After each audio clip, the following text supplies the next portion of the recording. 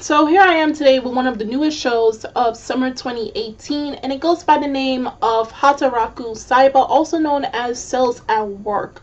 Now, right off the bat, if you saw this episode, I can guess or guarantee that most of you compare this to an old show, an American show that came out way in the early 2000s. First, it came out with an animated live-action movie, and then it came out with a television series that came out on WPix. I remember it before it turned into CW. Now, that show and that movie was called Osmosis Jones. So we know, if you automatically think of that, then you know that there may be some similarities, not in the sense that the characters are the same or anything of that sort, but for the fact that we see cells working inside the human body.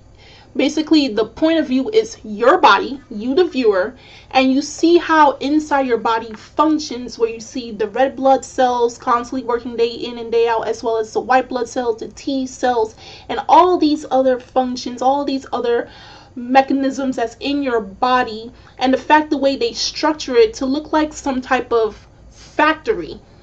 That's how they try to structure inside the human body from this particular anime, to make it look like some type of city factory place where we see all of these different workers and all these different parts, from the lungs to the pancreas, and where certain workers are not allowed to go from where they are supposed to go, and how they bring in the nutrients into the body. This is like a fun take on that, and it's something that, in terms of anime, I don't think any of us are used to this.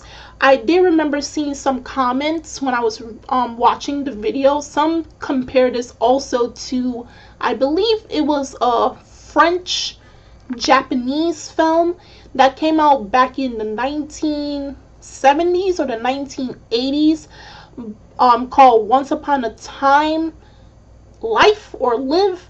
And they instantly compared it to that because they have similar characteristics about each other, because it dealt with the human body and the functions.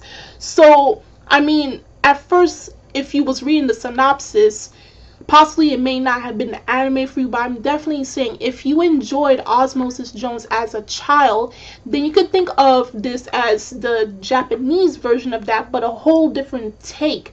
If also for the fact that we see where the white T blood cells attacks the viruses was the most hilarious part, because I would not expect them to come out that viciously to combat against these bacteria that enters into the body. Not only that, we saw like their version of how we sneeze.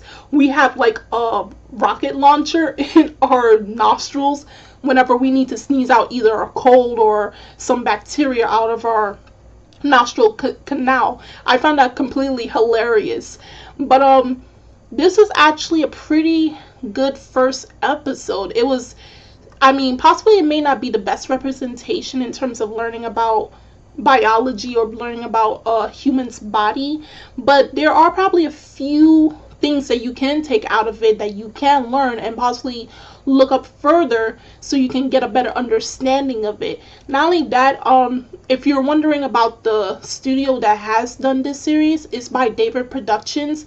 So right after this show is done, then you can expect by fall we have JoJo's. So I say this show is in good hands, and I'm expecting some good things to come out this season for this particular show. Now, if you are a manga reader, because there is a manga to this, the manga came out first, obviously. If you are a manga reader, do tell me in the comment section below on how you felt about this first episode. Was there anything missing from, say, the first 2 chapters or so that they didn't put into the first episode? What do you like about it in particular? What do you think they could have worked better on in this first episode? And if you're an anime-only person like myself, I will also love to hear your thoughts about this first episode of Cells at Work. And do you see any similarities between this Osmosis Jones or even Once Upon a Time? If you see anything similar between these 3 works, and are you planning to continue watching this series for the summer 2018 anime lineup?